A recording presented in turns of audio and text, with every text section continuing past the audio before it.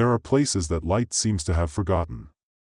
Houses that are more than just brick and mortar, they are vessels for silences far too long. Every creak you hear isn't just the wood settling, it's the breath of those who never truly left. Welcome to where time has stood still, and darkness has claimed its own.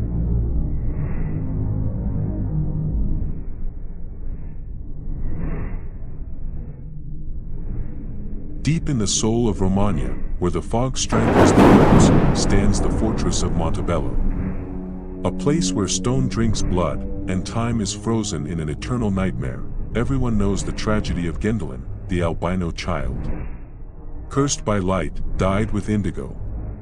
They called her Azzarina. On the day of the summer solstice, she followed a ball into the cellar.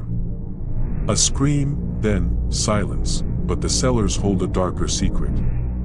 Legend says they did not look for her. They sacrificed her.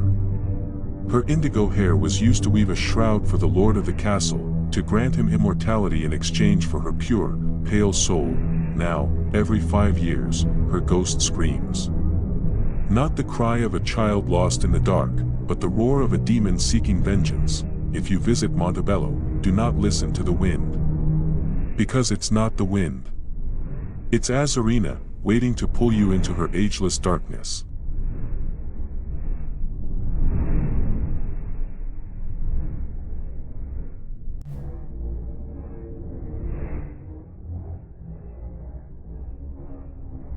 Know it as the home of Villa de Vecchi, famously dubbed the most haunted house in the world. But the darkness here goes much deeper than just brick and mortar. Long before the villa was built, the local folklore spoke of something far more sinister, the witches of Cordonova. Legends say these women were masters of the old ways, gathering in the densest parts of the forest to perform forbidden rituals under the cold glow of the moonlight. They weren't just stories, they were a presence that the village feared for generations.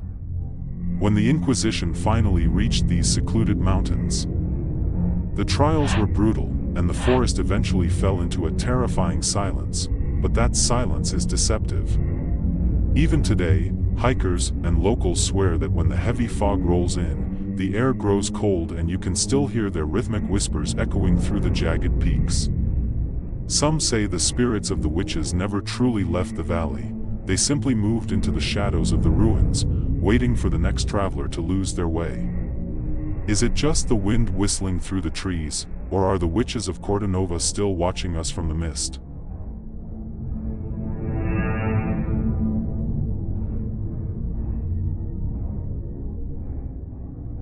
Just outside the elegant gates of Turin, hidden behind a wall of ancient trees, stands Villa Capriolio. To a distracted eye, it's just a decaying masterpiece of the 17th century. But those who know the city's darker side call it by another name, the gateway to the void. They say that within these crumbling walls, the boundary between our world and the afterlife is dangerously thin. For decades, whispers of occult rituals and secret assemblies have stained its reputation. Locals speak of hooded figures seen moving through the overgrown gardens when the moon is high, and blood-chilling screams that echo from the cellar, even though the house has been empty for years, as the fog climbs the hillside. The villa seems to breathe, exhaling a cold, suffocating energy that warns the living to stay away. Some believe the spirits trapped inside are not looking for peace, they are looking for company. If you hear your name whispered from the broken windows of Villa Capriolio, do not look back. Some doors, once opened, can never be closed again.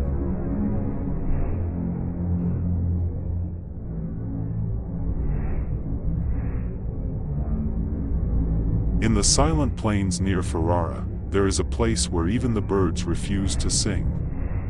This is Villa Magnoni. To the locals, it's not just a ruin, it's a tomb for the living.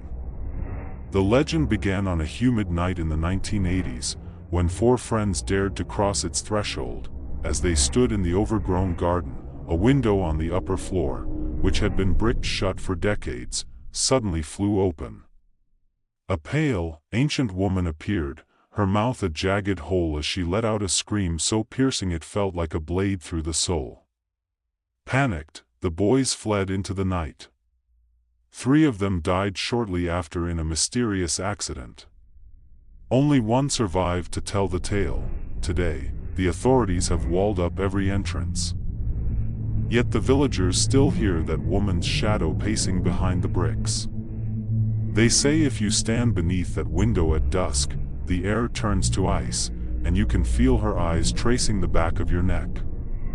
Villa Magnoni doesn't just want your fear, it wants your silence. Do you hear that? The bricks are starting to crack.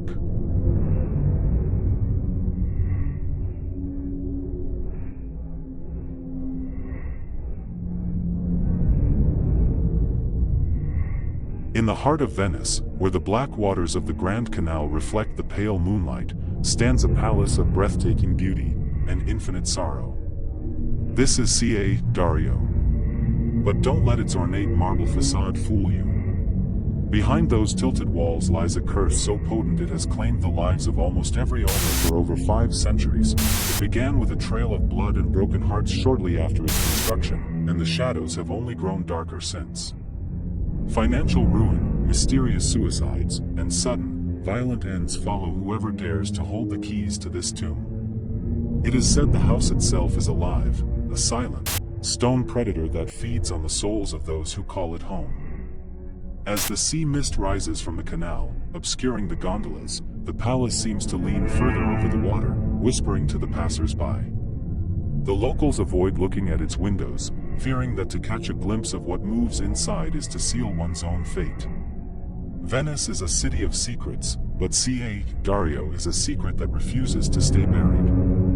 Would you dare to spend a single night inside, knowing that the house is already waiting for its next victim?